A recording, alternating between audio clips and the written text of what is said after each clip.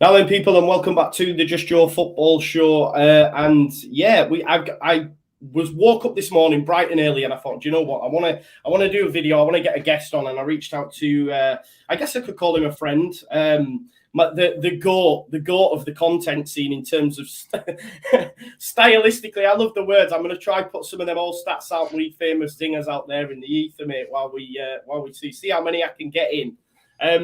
But I reached out to John from All Stats Aren't We fame, and of course now Tifo fame as well. Just have a chat about Leeds United's, I guess, plans for the season, and if we feel, or if John feels, because he's a man who has great knowledge, whether or not Leeds United are prepared for the season ahead in terms of the transfer business we've done and how we expect Leeds United to go into the season stylistically. And obviously the switch from now Bielsa into Marsch, it being a new era, if you like, pre-season under Jesse's belt and what we expect it to look like for the season ahead. But before we do that, let me welcome in John. John, how are you, mate? Okay? Yeah, doing really well. It's very, very hot. I'm down in London, yes, and it's in the low 30s, and I'm in a little attic room in South London, and it's baking. So yeah, sorry if I'm slowly melting away here, but mate, I'm the same, right? And I'm in Sunderland, so I know that my brother used to live in London. I know it's always like 10 times hotter down south than it is up here, and I'm baking up here, and I've got a light on. I don't know why, and I think as well, like, because we're bald, mate, it's easily visible as well, which is frustrating. But how's the summer been for you up to this point? Have you enjoyed your time away from Leeds United? Yeah, it's been nice. I'll be honest. It's not been entirely Leeds United free. I've actually done most of the All Stats Aren't We episodes since I said I was going to do fewer of them. But in the long run, hopefully that will change, and we'll get a few more faces in and mix things up a bit. But yeah, it's been a busy one. I've, as you mentioned, started a new job and had to hit the ground running with that. Lots of learning curve stuff to do with that, but really enjoying it. It's basically the dream job. So I'm just making the most of that. And yeah, it's ramping up now towards the beginning of the season. So I'm a little bit apprehensive as to how busy it's going to be, but yeah, I'm really enjoying it. Like you say, though, dream job. I know I sent you a message, and I was speaking to Oscar the other day, and we were just both absolutely buzzing for you. Like, obviously we don't know you personally, but it's like, oh, John's doing that. Have you seen it yet? It'd be class for him. So it's great to see, mate. Well done, honestly. It's a great achievement. Thank you. Thank you. The content's amazing as well. I guess Darren's got big shoes to fill, Annie, in terms of the All Stats Aren't We gig. So we'll have to see how he gets on. No worries whatsoever about Darren. He's a brilliant host and a great guy as well. So he'll be absolutely fine. Yeah. Does he ever send you messages and help with the intro? Can you help me out with the intro? No, he's better at the intros than me, I think. So. Fair play. Right. Okay. Well, let's get into it then, mate. So we'll start first of all. I know the All Stats Aren't We gang, well, some of them anyway, don't tend to like the transfer merry-go-round, although the Discord's absolutely bouncing with it all the time, to be fair. But there's obviously the transfer business of Leeds United. We've lost Calvin. We're about to lose Rafinha as well. And we've seen 6, I guess you could argue 5 first-team signings, and then Darko JB, who has gone to Australia, by the way, so maybe he might be involved. We'll have to wait and see. But what have you thought, first of all, to the business that Leeds United have done this time around? Yeah, it's a good question, isn't it? I think the thing to say is that the squad needed a lot of work doing, and the work that has been done has been, I think, broadly good. Whether or not it's ceiling raising is the question everyone's talking about, but it's definitely floor raising. And this squad needed to be deeper, it needed to be wider, and it needed more depth. And I think all of those things have happened. So in that respect, yeah, I think it's been a good window in many respects. But I think there's always risk attached with making as many signings as we've made. So it's just hard to know how many of those signings are going to come through well. And there are a number of signings in there who are the sort of standard reclamation projects of Victor Orta, or have come in from lower leagues. And whilst I think that the players you've brought in will fit in the Premier League, there's always the risk that doesn't happen, that they don't put up the same kind of output that we've expected. So yeah, I'm sort of like, in terms of what we could have done, I think we've done as well as possible, but what that actually will translate into in terms of how the squad will go on to perform, I think is still a little bit up in the air. But I mean, the squad last season was just nowhere near the depth that we needed, and so that proved to be. We have brought in sort of better replacement players, and we've brought in better starting players in certain positions. But I actually think, you know, it's not as big in terms of replacement level stuff as some people seem to think. I think Tyler Adams is not far off where Calvin Phillips was at. I think there's upsides to his game that Calvin Phillips doesn't have. I'm probably a little bit lower on Calvin Phillips than a lot of Leeds fans, so that may account for my opinion on that. Sinisterra, I think, is a player who is great, really exciting player. I've loved watching him this season, particularly in the Conference League, the Europa Conference League, and he's a player that a lot of the stats and tactics nerds are excited about. But he's not. I don't think he's going to be quite the same level as Rafinha, but again, he's going to be up there. So I think for me, I don't want to sound too down, because I think it's been a good window. Yeah. But I also think that we need to sort of wait and see what happens in terms of how we come out at the beginning of the season, and how the actual tactical side of things looks, because I still think that there's questions about how well Red Bull football is going to work in the Premier League as well. I think, you know, you say don't be too downbeat, but that's why I like to, you know, it's good to have difference of opinions, because I'm aware I'm a bit of a passion merchant, John. So then when I see shiny new toys, I'm like, yes, we're going to win the league. You know what I mean? So for me, sometimes I need that tempering, and I think some people do as well. And that's why, you know, when I do listen to the pod and stuff, it helps me, you know, see it from a different angle, or gain knowledge that I wouldn't have had before. But, you know, you've mentioned Adams there. I wanted to speak about him because I'm pretty I'm wedded to this idea of Adams coming in and him having this relationship with Jesse, although I'm not Jesse's biggest fan, but let's see how this season goes. But what did you make to the whole Kamara Adams tussle between the two? Because I know quite a large section of the fan base wanted Kamara in, which I can understand having listened to different people. But I feel in some senses Adams is sort of on a back foot already. But what can we expect from him as a player?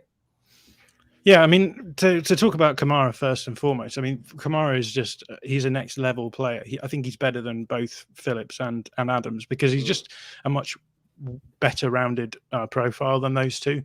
He's much better in terms of his press resistance. He's a better ball carrier. He's got the passing side of the game as well. There's the worry about his height, and you know, I think, you know, the jury's out in terms of how much of an impact that would be in the Premier League. I think as the Premier League improves, the less important height can be. Although, having said that, I think if you could be taller and have the same skill set, then it's better to be taller than shorter. But I think he was a really exciting prospect, which is why I think a lot of people were pretty high on him. In terms of Tyler Adams, I'd say that he's sort of like a like-for-like Phillips replacement, but with better ball carrying, I would say, than Phillips. And I think in the system that Jesse Marsch is going to want to play, I think that probably gives him a bit more of an upside than Phillips. We talked a lot on our channel about what you're trying to do in build-up when you're playing in a Jesse Marsch system, and it's just a lot of direct, both passing, but also I think running with the ball as well. It's about getting the ball forward quickly. When you lose the ball, counter-pressing, winning it back, and then trying to make the most of the opposition being unstructured, because they've had to unstructure themselves to actually win the ball back, and hopefully that means that space opens up that you can then attack. And I think there's maybe two different phases in that build-up then. So we'll see it passing around the back, but mainly we'll see centre-backs passing forward. We'll see what's called up, back and through passing. So they'll look to find one of the narrow 10s from the centre-back, and the narrow 10 will be dropping in from higher up the field backwards. So they'll take a first touch pass probably into the feet of one of the two pivot players. And then one of the two pivot players, whoever receives it, will then try and play it into that area that we talk about, that sort of danger zone with the two centre midfielders and the two centre backs, that square, the opposition centre midfielders and centre backs. There's sort of a square there, and you want to try and get the ball in there and your players in there. And then because you're in front of goal, then the idea is that you overload in that area and try and force these sort of really quick direct attacking movements. And if it breaks down, then you do that counter press, try and win it back, and then carry the attack on. The other thing as well is that once you've made that pass into that danger zone between the opposition centre midfielders and centre backs, you want your pivot players to be pushing up, ready to counter press. And in those situations, I think if you win the ball back and you can pick the ball up and dribble with the ball directly, again, you're sort of destructuring the opposition. And I think Tyler Adams will be able to do some of that. So if you've seen any clips of him, you'll see sometimes he actually gets quite far forward in those moments as well. And I think he'll be quite useful in that sort of sense, which is different from Phillips. I think Phillips is someone who would prefer to sit a little bit deeper and help possession teams build up rather than pushing forward and trying to. He will counter press, but in terms of once he's got the ball, he is then going to try and play the ball off to someone else quickly rather than carry it forward. And would you put that's why we've seen sort of a drop off from Calvin when he returned into the side, because there was a lot of talk how Calvin was a lot more easier replaceable in this system than a Rafinha, for example, because you can get them two double pivot players to do his job basically. And do you think that's why he did look a bit out of sorts? I think that's partly a reason. Yeah, I think there's questions about his fitness. He's been out for increasingly long stretches of time through the last 4 seasons under Bielsa, and I think there's questions as to how sharp he is now. The thing, you mentioned there the fit and the system. We talked. There's a lot of people who are quite upset with the price that Calvin fetched in the end. Sorry, but if you consider the fact that actually we brought in someone who is a little bit younger than Phillips and has worked in this system before, and we brought him in for whatever it is, £14 million. It looks like a much more attractive price to me than I think people are realizing. We've effectively replaced Phillips for half the price that he went for, and I think that's good business. So I do think that with Adams, he's not going to be as exciting maybe on the ball as Kamara, but Jesse Marsch he's not a possession coach. He's not really that worried about possession. He wants to possess the ball in order to get it into danger areas and then counter press, which is very different from what we've seen for the last 4 seasons with Bielsa, where it's possessing the ball in order to move it down the field and then get the ball into dangerous areas from usually wide and high areas in particular. So it's going to be a very different kettle of fish, I think, this season. And I think part of me wonders whether or not people are expecting that Jesse Marsch's system working is going to look like what Marcelo Bielsa's system working looked like. And I don't just mean that stylistically. I think that the people think that a system working means that you watch scintillating football and it's beautiful all the time. I don't think that's going to be the case in this instance. I think this is just about efficient football and getting the ball into certain areas. Now, my good friend Josh Hobbs would tell me there are moments when Red Bull football can look scintillating when you play some of those really quick passing interchanges through the middle. We saw that in the Blackpool game for the last goal. That sort of thing is quite good to watch. However, because the majority of the time you're not too worried about possession, I think you end up with those really nice moments being few and far between. So it's definitely going to be a different aesthetic experience watching Leeds this year. I mean, obviously last season was bad, so that wasn't particularly enjoyable. But in terms of what we saw under Marcelo Bielsa, it's not going to be the same as that in any way. Yeah, and that's what's been hard for me, and I'm not nowhere near as I guess analytical as yourselves and others that see that. But for me, people will go mad at me for talking about Bielsa though, but because I'm wedded to him. I'm one of them Bielsa widows for sure. But I think that's why I struggled so much with Jesse. Especially when I look back to that Chelsea game, etc. It was so rough, but hopefully with players in, but like you've just mentioned, we're not going to see, just because he's got players to fit his system, it might go well, but it doesn't mean it's going to transpire to be beautiful football, just picking up on that, and again, my knowledge isn't nowhere near as good as yourselves. The third goal, for example, that from the corner, it broke down.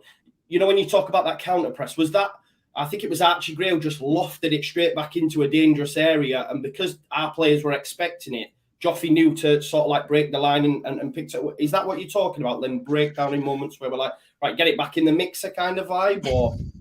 I think when in terms of breakdown of possession, in terms of a counter press, what we're meaning is you're trying to attack the goal and the opposition stop you from doing it and you lose possession.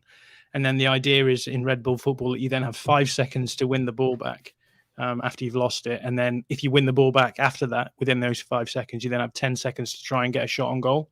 Yeah, in terms of the first half versus Blackpool, it was just sort of 3 set pieces that against a very sort of shonky looking Blackpool side. I thought obviously set pieces are a valid way of scoring as well, and there's been a lot of stuff going around about how Marsch is keen to score from set pieces, and I mean every manager is keen to score from set pieces, but it's definitely a tool in his armory, so I'm sure we'll see more of that going forward as well. But yeah, I mean on the one hand there's a lot of people in the chat saying, you know, as long as we're winning it doesn't really matter, and I think to a sense that's true. The problem is that I think very quickly, and we saw this at the end of last season, when if you're not winning, the football is pretty ugly at times, and if you're not winning, then there's not enough there, I don't think, to keep people motivated about the approach. So like I think like the end of last season we won a few games, and some of the games were pretty poor, and people were like, you know, that's, you know, we're not judging Jesse Marsch on anything other than results, really. Performances don't matter so much. But I do wonder that if we start losing a few games and the football looks as it has done, how quickly the fans will accept that. But I do also realize that we've made a lot of changes, and so there is going to be that you've got to hope that transpires into the performances turning around a little bit as well. Yeah. Now, I've mentioned a number of times on here about how Jesse prefers to play with that 4-2-2, very narrow. You know, you showed it on the video you did where you drew the 2 lines between the penalty box, basically playing so narrow. I think the square ball called it the penis formation at one point. Now, I take a lot of stick for that because people say to me in the chat, no, he does like to play with width. He did play with width when we beat Brentford, for example. You know, he played with an semblance of a, say, 4-2-3-1 that I know Firpo said in pre-season as well that he expects Leeds United to go with that. What do you make to that? Because all I read into that, John, was he weren't getting results, and he went, I need to go back to what they know. That's how it read to me as a layman watching it. You know, that's what I thought. But again, people have the opinion, no, he's got more than one formation. He does play with width because he did against Brentford, but I'm not too sure. I think that was more a needs must. But there has been talk of a 4-2-3-1 going into the season. We've obviously brought Sinisterra as well. I wanted to get your opinion on him because I know Cody Gakpo likes to play more, you know, inverted, if you like, whereas Sini's more, you know, hug your touchline kind of winger, a bit more like Rafinha, and we've seen he struggled at times under Jesse. So what do you make to that?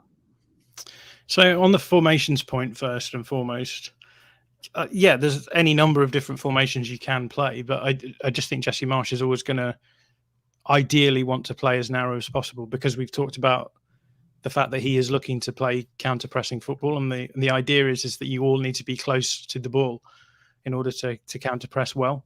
So he's going to use formations that allow him to be as narrow as possible. And it's worth saying that you know, the counter-pressing moments are different to the high-pressing moments from goal kicks, because I think we saw from opposition goal kicks, we see a sort of line of 4 players and then the double pivot behind them, and there's a little bit of width there. But the idea in those situations is to sort of force the opposition one side of the pitch or the other, and then sort of set pressing traps that you can get them to fall into, and then you can start kicking off your more direct attacking. But yeah, the thing that I've picked up from watching a lot of Jesse Marsch football in the past is that when it comes to formations, he tends to use a formation until things don't really work for him, and then he just changes his formation. So, in the just trying to think what you used at the beginning of RB Leipzig. I think it's either the 4-2-3-1 or the 4-2-2-2, and it's worth saying that a 4-2-2-2 and a 4-2-3-1 are basically the same. It's just, are you dropping one of your strikers a little bit deeper than the other? And sometimes in a 4-2-2-2 it can look that way anyway in certain moments. So there's not a huge amount of difference. The question is, how wide are you getting your wide players? Because some managers will play a 4-2-3-1 and will have their wide midfielders touchline hugging. I mean, basically what we saw with Bielsa was a sort of 4-3-3 with the wide players just outside, touchline hugging, as you call it. The idea there is that you're wanting to pin the opposition fullbacks as wide as possible, because they know that if your players are wide and you're giving them space, if it's someone like Rafinha, you're just making it easy for the ball to go to him and then him to get isolated 1v1 against an opposition fullback. And we all know that in those situations, the fullback is going to come off worse. So Pep Guardiola does a similar thing. And the general idea then is you're spreading out the opposition back line as much as possible, creating spaces that you can then work the ball into an attack. But obviously, as we've said, like, Jesse Marsch's approach is not that interested in generating space necessarily. In fact, a lot of it is about reducing that space. So in a 4-2-3-1, you will see the wide players much more narrow in order to be able to win the balls back in those central spaces. The other thing to say is that, at the end of last season, it wasn't Jesse Marsch football. There was a few times when Jesse Marsch tried to instill his ideas, and it clearly didn't work, and the players clearly didn't like it. And that makes a certain amount of sense because, as you say, in the video that I made, the big question was, like, why bring in a manager who plays a very different in possession style to Bielsa for the end of the season? It obviously doesn't work. Bielsa, as I've just said, is all about getting as much width as possible to then be able to attack these spaces in between the lines. Whereas with Marsch, it's very much about compaction and winning the ball back and getting dangerous territory. And so I think there's a sense in which Marsch was just sort of, to a certain degree, letting the players coach themselves, or at least pick the tactics themselves. So there was the Leicester game was the first game that he had, right? And we saw the situation where essentially the first half was 4-2-2, and then in the second half it just looked a lot more like Bielsa ball, and we saw that happening in quite a few games. And we've heard that some of the players actually were at half time were just like, this isn't working, we want to do it our way. So yeah, it's going to be interesting to see what happens at the beginning of next season. But I have absolutely no, I mean, you said there, was it Firpo who said that we'll be playing 4-2-3-1? That doesn't surprise me at all, because that's the formation that he slipped into at the end of last season. It's the formation we're going to see, I think, in pre-season, and I think he'll just go in with that for the beginning of the season. It makes a certain amount of sense, right? We saw Rodrigo played as a wide right player. I say that's one of the narrow tens.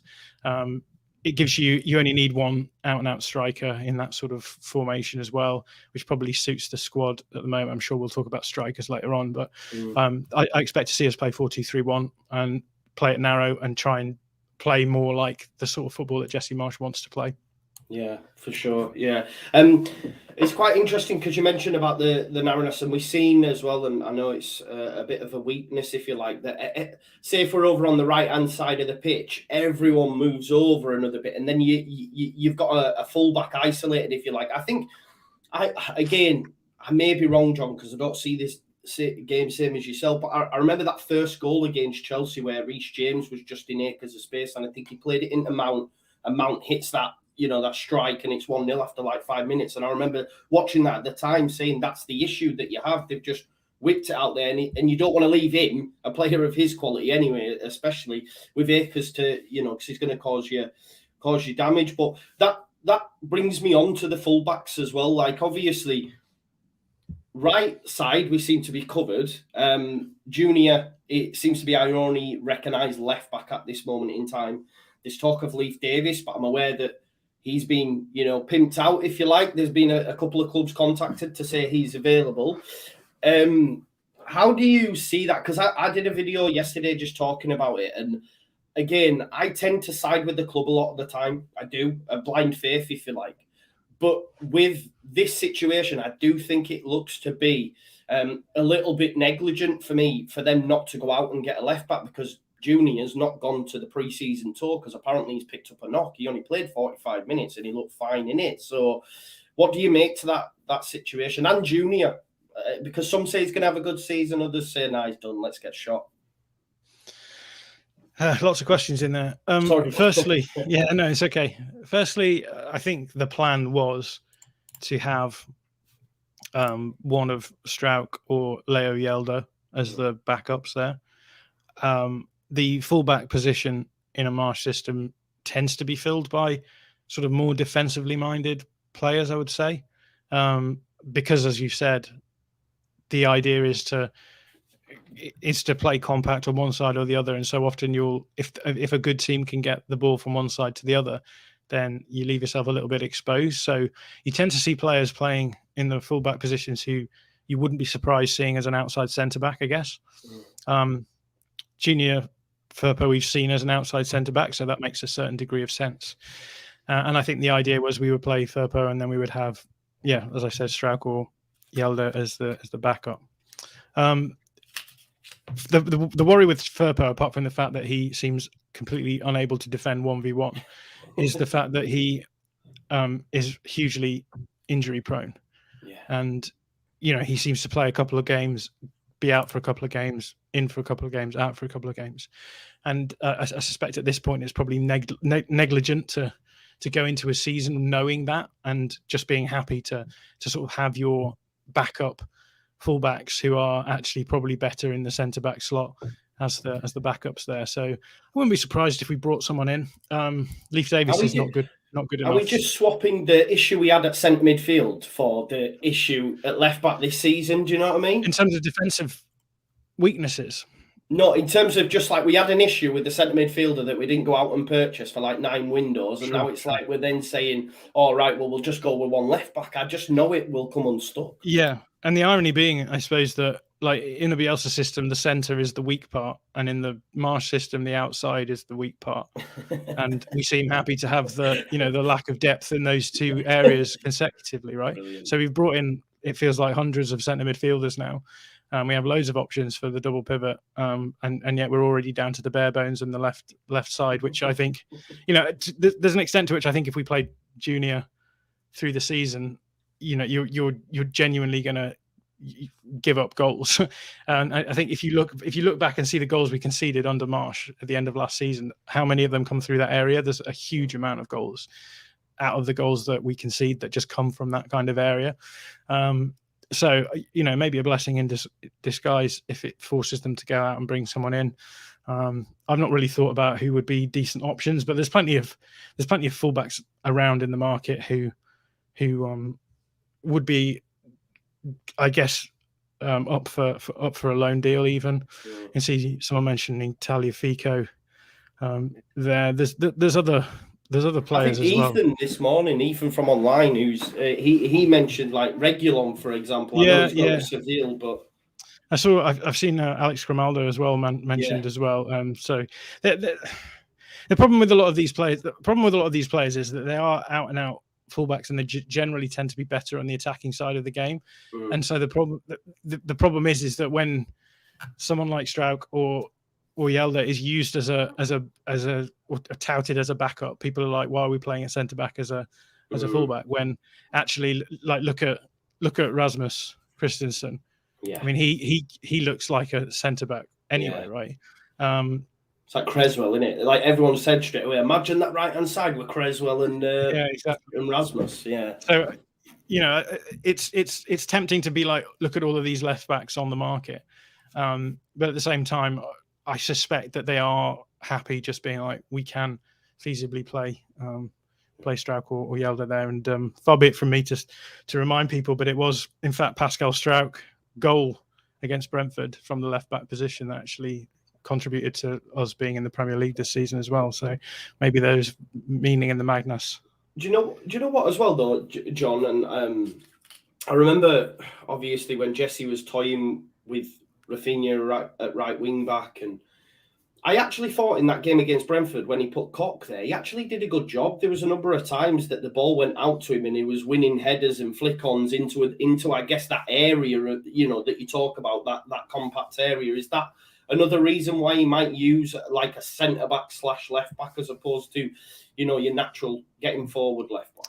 Yeah, like I say, it's hard to judge, I think, the end of last season in any way, really, because of there's so many outlier things there. So yeah, I don't think we're going to be using fullbacks maybe in the same way that we did then, insofar as I've said before, like this is all about narrowness. So you use your fullbacks to sort of keep possession of the ball, but you don't want your fullbacks doing what Bielsa fullbacks do, which is usually sort of doing either 1-2s to work the ball down the wide area or playing just the ball into the channel.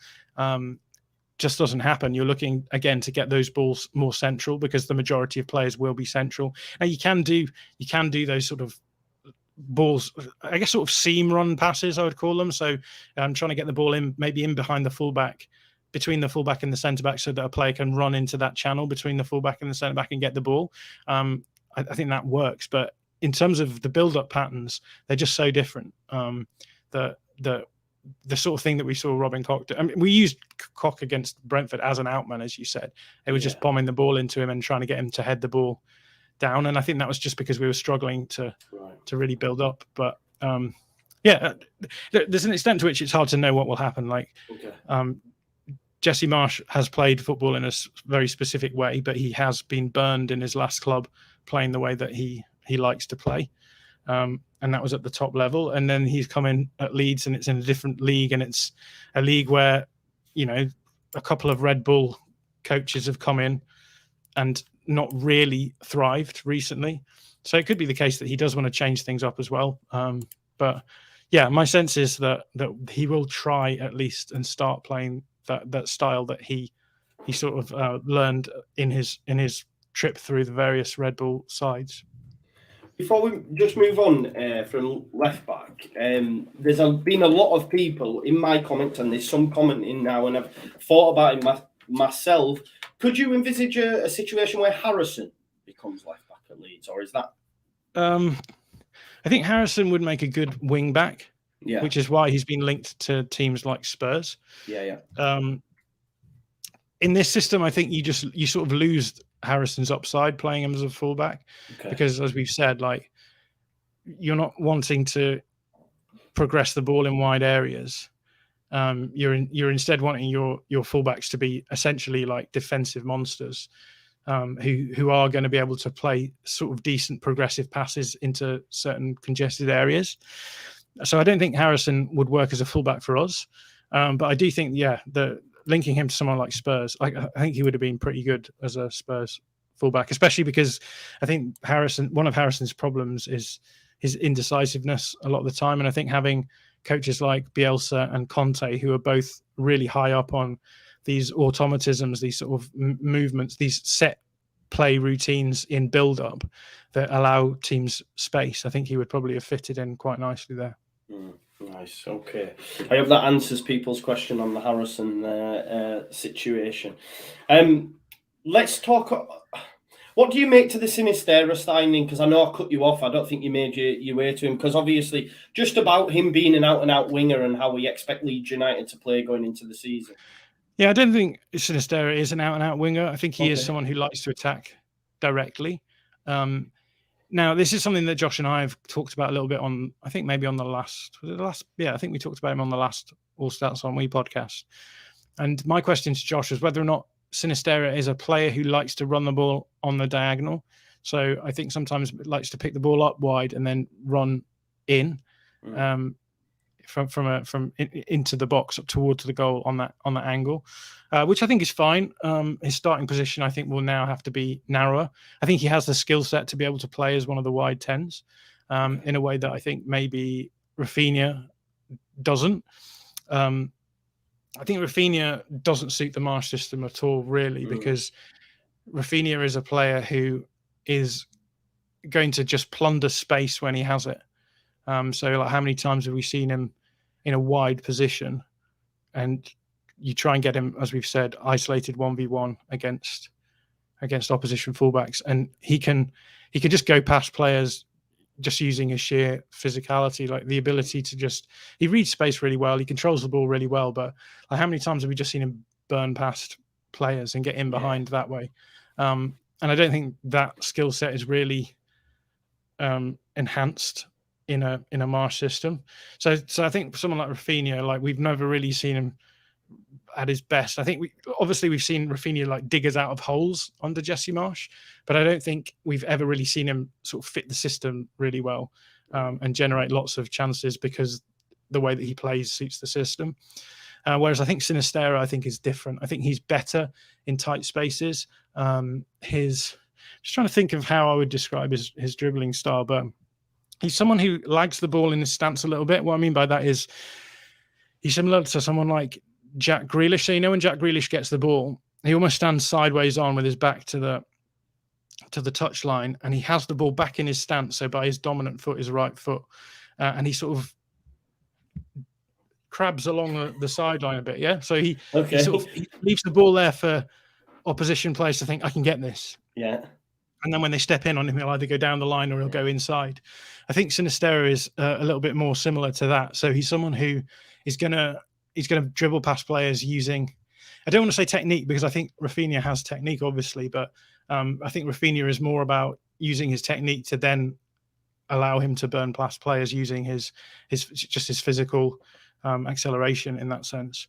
Whereas I think with Sinisterra, there's a little bit more guile there, maybe, because I don't think he probably has the same sort of rangy acceleration that Rafinha has. So as a result of this, I think Josh thinks that he will be a very good central congested player. He'll play well in those situations. I still think that he probably will fit better as a wider player, even if it is picking the ball up in those wide areas and then generating the space for himself to run into. But I do think we'll see some upside from him in those central spaces in a way that maybe we don't so much from Rafinha, which we do from someone like Joe Gelhardt, right? Who is he's just really good at getting the ball at his feet and riding a few challenges, and that's what Jesse Marsch wants. That's the sort of dribbler that Jesse Marsch wants. You don't have to keep the ball, but as long as you can get past a couple of players, you're progressing it into those dangerous areas, and you're then like he did against Wolves when he won the penalty. I know that was under Bielsa, wasn't it? But if you think about when he wins that, he manages to get through a couple of bodies. We saw plenty of it against Blackpool as well, which is he rides a few challenges and suddenly you're in a situation where your opposition defence have to step forward. And even if they lose the ball, even if we lose the ball there and they have to pick it up, because that player has stepped up, there's already a space that can then be attacked by someone else if we win the counter pressure. So it's that kind of destabilization that we need to see from dribblers, I think, more than something like Rafinha, who is get past player in behind, cut the ball back, and then find someone in the box. Okay, great. That's great, John. Thank you for that. And so just to round off on the business then, just based on what you're saying, I know we don't have a crystal ball, but the players that it's clear to see that they've gone out with a plan and they've gone for players that are fitting the system. And I'm personally gutted that we lost Calvin. Just on the fee as well, I think I thought it was all right as well when you compare it with like Fabinho went for X amount, Rodri. I think there's only Rodri and Fabinho that have gone for more, and like Marsch was 36, etc. So I think we did all right on the fee personally, but yeah, I'll get shot for that as well. But yeah, the players that have come in fit this system, right? So like, have we improved as a squad overall? Like, even though you've taken two individually good players out of it? I think in terms of the incomings, I think it splits down very easily into Auto picks and Marsch picks. Okay. Obviously, the Marsch picks are the players who've played for him before. Yeah. The Auto picks are Marc Roca and who's the other player that I'm thinking of? Sinisterra. Yeah. So those two feel way more Auto picks. There's maybe like with Roca, there's questions about his physicality, the fact that Bayern basically didn't play him even when they were down to the bare bones in his position. So it's definitely another reclamation project in that sense. Sinisterra is another player who sort of almost feels like Rafinha in that sense, right? It's a player who you can get a huge amount of upside for, but it feels as though we've gone for him because he's a good deal rather than because he's going to be a perfect fit for the system. Okay. So yeah, in many respects, I sort of feel like we've lumped on a few players that Jesse Marsch wants who will be able to play the style that he's played. And the question is, if Jesse Marsch only lasts half the season, far be it from me to speculate. is it worth, lumping on those sorts of players? And then if we've brought in these other players that Orta likes, who maybe fit a slightly different system. So, I mean, someone like Mark Rocco is someone, I get Mark Rocco because he's a good progressive passer, but he's someone who I would see as probably playing in a more possession-based system, because you get that upside from his passing. And then Sinisterra as well, who would fit, I think, the possession system of Bielsa maybe more than Marsch. Do we see what do we see? I guess the big question I always have is, like, what's the next step? Because we're not going to have Marsch forever, and if we move on from him sooner rather than later, what style of football does this squad suit? And it sort of feels a little bit patchy to me, but that's not me being negative, because I think we have raised the floor, as I've said. Like, this squad is better than the squad that we had at the beginning of last season. But I guess there's a lot of people out there who want to say, oh, the work that the squad building has been really smart this season. And I think in terms of, like, individual deals, sure, like there's good deals there, picking up someone like, and sell on value and stuff. That's good. Yeah, right? Exactly. Even just, selling a player for 40 million and bringing someone in for less than 20, that's just good business. Bringing in younger players who will have value, whether or not they work or they don't. So just looking through the ages, like 21, 23, 23, 24 and 25, and then Darko Gyabi is 18. So all the players that we brought in have been younger than, if you think back to that first season when we came into the Premier League and we got Rodrigo, and then we're bringing in players like Diego Llorente, and it just sort of felt as though those players were, I don't know, just didn't feel like smart purchasing. So I definitely think the deals are better now. The question of, like, the overall squad, I think you could argue one way or the other. If it works out, it works out, and we'll be saying this is a smart summer. If it doesn't, and Jesse Marsch moves on, do you then bring in another sort of similar style of coach, or do you bring in someone who's maybe a little bit more of a possessional coach? Because we've got players that suit both systems, right? Yeah. So you could go either way. I guess that's what's been levelled at the Adams signing a little bit as well, isn't it? Is like, that's, you get what you pay for, but what I've heard people say, like, if Jesse was to leave, then a new manager coming in gets way more out of a Kamara than as opposed to an Adams. Does that make sense? Yeah, I mean, I think you could argue that, but I think that's probably just because Kamara's a better player. But I don't think that necessarily means that you couldn't use Adams with another manager, for sure. I mean, like, for me, Adams is pretty similar to Phillips, and Phillips worked in a Bielsa system, right? So you could feasibly play Bielsa ball with Adams as the pivot player. I don't think there'd be any issues there at all. I think maybe players like Brendan Aronson, like, definitely feels sort of more Marsch bally, and then someone like Christensen. Again, like, I think it's a tough one, because I think people do think that maybe he is not as attacking as he is. I think he is okay going forward, but he's not the sort of style of fullback that most managers would use. And so you're in the sort of situation then that, what do you do? Do you play him as an outside centre back, basically, or do you just sort of, stick him as a more defensive fullback and then have a more attacking fullback on the other side? There's ways around it, but I do think that those two in particular, sort of very much Marsch ball type players, and you'd probably have to do something with. It's not even that you wouldn't be able to use them in the positions that you might want to use them in positions that a new manager might want to fill, because a new manager might just come in and say, I'm not even looking for players with that profile, so they don't really fit anywhere in our squad. But that's me being very picky. I think you've just got to go with the fact that you brought in Jesse Marsch as a manager, and accept that means that we're going to play this style of play for the near future. And bringing in those three players, I think, is as good as purchases as any. So great, John. Thanks. I couldn't bring you on right without the proper pronunciation of CDK, by the way. So can you give us a spin of that? So if you're Flemish and you live in Belgium, you will call him Charles de Ketelaere. Oh, it's nice. That's the maybe the less embellished version, but yeah, Charles de Ketelaere, basically. There you go. That's great. It looks like he could be on his way to AC Milan. I think that was always his preferred destination over Leeds United, and I totally understand that. There's a lot of chatting, conversations in the chat about a potential striker coming in. We know Jesse said after Blackpool, we are actively searching a striker. There's a lot of questions out there. Who's next after CDK? Charles de Ketelaere. I'll go with. Good. Yeah, it's good. It's not bad, is it? I got it from you, mate, to be fair. What do you make of him, first of all? And obviously us going after that profile, because I think about, say, like a Callum Mwendo, it's a totally different type of striker, right? Yeah, I think CDK, let's call him that. Yeah.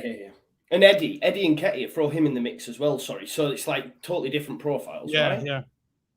So I guess the issue is that if you're wanting to play a striker who can sort of lead a line, there's just not that many options available, because obviously, I guess it's because we don't play. We used to play systems where it was 2 striker systems, right? We largely just play 1 striker systems across the board in elite football. Maybe changing a little bit more now, but I just think that's meant that there's just fewer players available, and so the problem is that as soon as a player who could play well in a lone striker system pops up onto the market, they get picked up very quickly by the bigger sides, because the bigger sides want to have a decent starting player and then someone who can come on and replace them, right? So they're already taking out 2 of those names. So I think that's kind of the situation here, is that Charles de Ketelaere is someone who can play the 9 role, and would play the 9 role for us, according to the rumours. But he's also quite flexible, so he could play as a wide player in a 4-2-3-1, and has done. He can also play behind the striker as well. So he's a player who likes to pick the ball up to feet. Maybe a good correlate is someone like Vivian Miedema. I don't know if anyone was watching the women's Euros yesterday, but she's a player who drops in deep, picks the ball up, and runs at opposition defenders and causes all kinds of problems that way. So I think he's the beauty of him is he's flexible. You could play him as a 9, you could play him as a 10, you could play him as a wide player if you wanted to. He's also someone who is very good at those little flick passes that we're going to see Leeds trying to play when they're doing those direct attacks through the middle. So creative as well, and I think he just has a really high ceiling as well. So you spend 30 million on him, 35 million on him, and you know that you're probably going to make money off of him by the time that he come around to selling him. So, yeah, that's why I guess it was never likely that we were going to pick him up, because there was always going to be other clubs out there who were going to be able to bring him in ahead of us and be probably more attractive propositions. So, yeah, my sense is that he will be at AC Milan, and so we will have to go for someone like Arnaud Calamwendo. I've not watched too much of him, so I don't want to say too much about him, but I believe that he is, more of a off the shoulder player. And again, that's what we need. We, as you said at the beginning of the show, Bamford has no one really knows what the status of Bamford is. I think he's broken, John. I think he's broke. Yeah, and how many times have we seen him come on fall to pieces within the space of an afternoon? So with that in mind, I think you can't go into the season without someone who can feasibly be a starter. So we'll have to get someone. And yeah, I think the people whose opinions I trust are high on Calamwendo. So yeah, I think that he'll be a decent option. Oh, good. So yeah, I think as well, if reports are right, that he might be the next in line for the chase, because it looks like we are giving up on CDK. In terms of then, when obviously the whole point of this, are we ready? Do you think Leeds United, if we compare it to last season? Because I remember watching pre-season, for example, and never ever really taking much credence to it, thinking, it's pre-season, it don't matter. We're never good under Bielsa. And then when you look back and you hear people say, I knew in pre-season, we just didn't look right. I know we've only played one game, and that's why I wanted to get you on now, because we've got 4 weeks and we've got loads of games and it's going to be mad busy. So I thought we'd, have a chat. But I know it's only Blackpool, John, but I thought we did all right, and we looked like I guess the players looked like they knew what they were doing, right? Which is, you could argue in them last games they didn't, right, at the end of the season. And this is like Jesse now has his squad, if you like, and he seems to be happy with it. So do you think get the striker in? Because I think we know that will come in. It won't be CDK, but one will come through the door. We'll probably get an experienced goalkeeper. But in terms of first team, I think striker addition, and then that might be it. Do you look at that and are you comfortable with Leeds United not entertaining a relegation battle? In terms of the Blackpool game, I think there's no point really reading too much into that. I think there was a lot of people quite positive about the Blackpool game. No doubt that's because we won 4-0. But yeah. I did feel as though we didn't really generate many chances through doing system stuff. Now at this point, like it's a team with a lot of youngsters in it who won't be playing when the season kicks off in the iterations that they were. So it's hard to really read anything into that. So I'll definitely be waiting to see what the rest of the preseason looks like. In terms of, it's hard to say, isn't it? Because I think that there's a couple of questions. Like everyone has said, Jesse Marsch just needs time to bring in players that he wants in his system to and be given the chance to do, the style of play that he wants to do, and that's fair enough. What I would say is that when Jesse Marsch went to RB Leipzig, he went to a squad of players who were built by a Red Bull football to play Red Bull football. Now I know that Julian Nagelsmann had moved them away from the ideals, but those players pretty much had all been brought in to play the football that Jesse Marsch wants to play.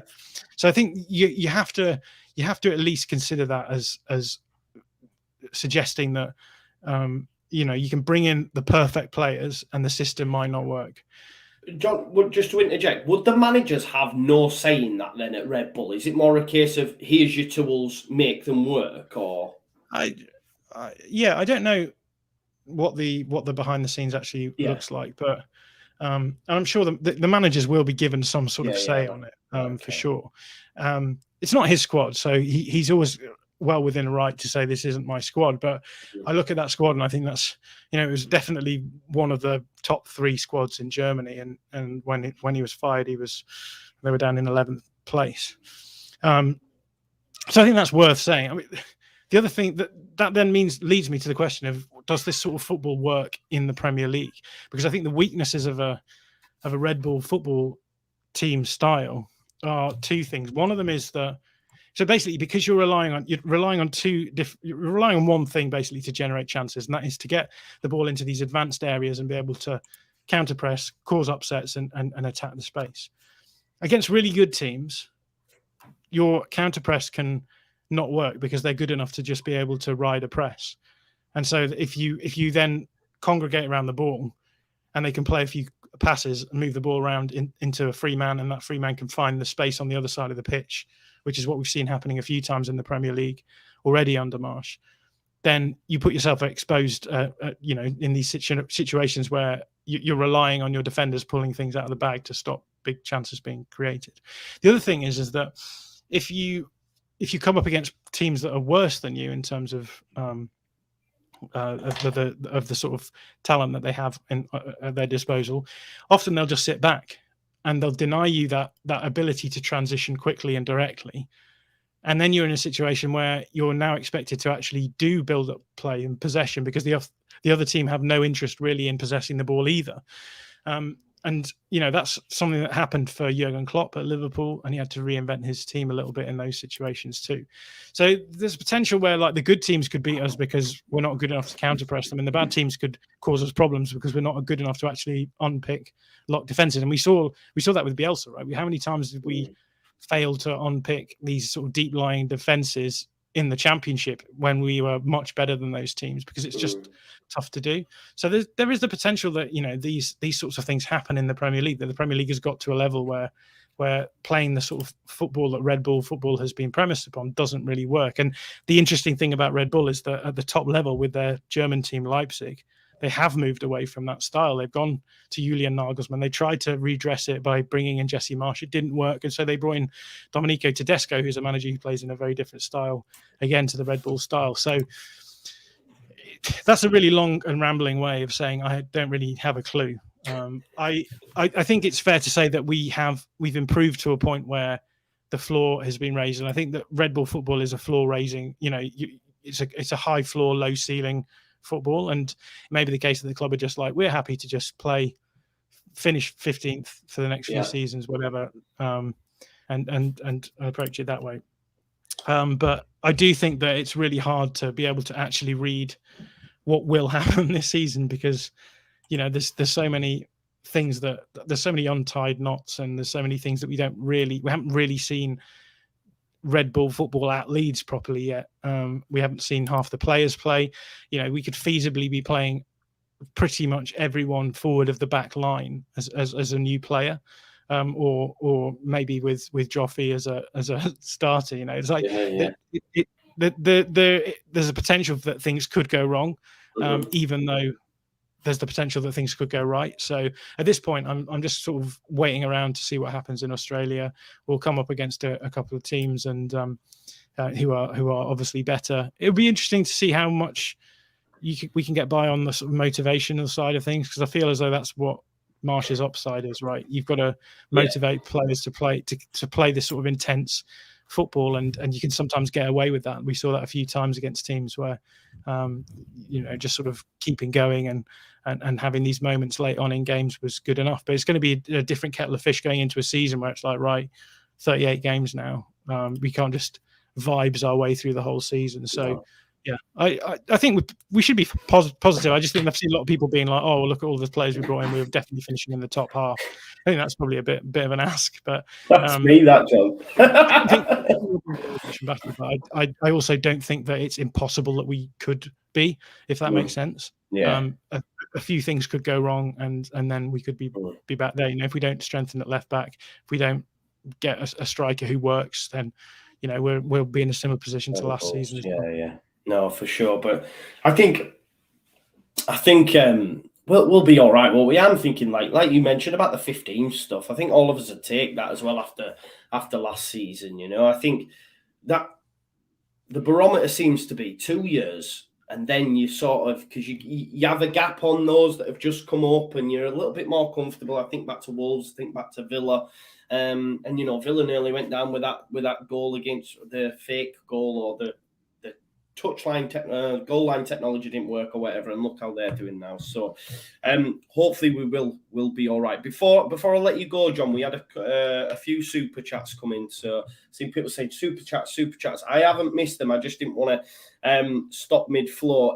So Smudge, who uses his missus' account, says, morning, John, guests from the colonies with my morning coffee. I hope you're doing well. Smudgy did say as well, that's the area that concerns me, the narrow formation, skillful players needed, but we are up against it in the Prem, the most skillful players. We have to mix it up wide and narrow. Do you think he will do that, mix it up, or is it, like you mentioned earlier, he'll be wedded to this 4-2-3-1, if you like, until it don't work, and then he might switch it and go back, 4-2-2, if you like, or... Like I said before, I think he uses formations until they don't work anymore. But I think the general principles will always be the same. He's always going to try and get these narrow formations. He has used 3-4-3. He used it at Leipzig. But that was mainly, I think, because he didn't have the players to play as narrowly, perhaps. So maybe if things don't go well at the beginning of the season, he might switch it to a 3-4-3 later on. But I don't expect to see him mix it up too much, to be honest. Okay. Smudge as well. Thank you so much for the support. Smudge said, this team has no style yet. That will come as the players get used to the formations imposed on them by our Jesse. First 10 games, then an evaluation. My confidence level is good this year. And do you think 10 games is a decent barometer? Because I know I hate to do it, but there's some that maybe think he gets till Christmas or whatever, and let's see how it is. But do you think 10 games is a good barometer? I know that's why there's a lot more eyes on pre-season this time around, because we want to see what Jesse's, going to come up with. Yeah, I don't know what they'll be thinking. The club will have some sort of plan about this, I suppose. I think in football it comes down to results a lot of the time. So, I think for me and for the guys at All Stats On, we will be looking at the performances, and we'll be looking at the underlying numbers and saying, do we feel as though what we're doing here is generating repeatable situations, which indicate that in the long run we're going to win more games than we lose. And that's how we'll be assessing it. But yeah, it's sorry, John, to cut you off. It's like, I remember that first season, and it was first season I'd started listening. I think you'd only just set it up because you used to do the radio show, but I remember the constant Bamford. He keeps getting in the right positions, and I'm listening to it, going, no, I'm not having it. But that's what you're talking about, right? As long as you're getting into a position to create the goal scoring action, then eventually it will come good, kind of vibe. Yeah. There's weird games, isn't there, in Marsch football? Like, there's been games where we've looked absolutely terrible and we've not put up any chances at all. Like the Villa game is one that stands out. The Watford game actually was. We were very lucky in that game. Like in terms of like the dominance, Watford basically possessed the ball and generated a few. We picked our chances when we got them, and that was enough. But there's some games where there's sort of wild swings one way or the other, and it does seem to be sort of quite erratic in terms of the underlying numbers. So whether or not that means it's hard to judge is hard to say. But like I said before, like the problem with this football is that unless you're winning, it can be not very enjoyable. And I think had we not got the results right at the end of the season to carry us through, then I think the performances had been bad enough that the club was suggesting they might even move Jesse Marsch on if we went down. So I think that's the sort of pact with the devil that you make when you play this kind of football, is that if it doesn't look great, then it can look pretty miserable. So he's going to have to hope that we get performances and results pretty early on, I think. Yeah, and that's why I don't think those outside, but that's why I guess Leeds fans were more accepting of these batterings that we took, because we knew when it went right, like it was beautiful to watch. I think it was only the other day when it was 2 years since we'd put 5 past Stoke, and I watched that back thinking, oh, wow, we were so good. We were so good. And just to finish, John, as well, Emmett Oliver, 1992, thank you so much for this super chat, Emmett.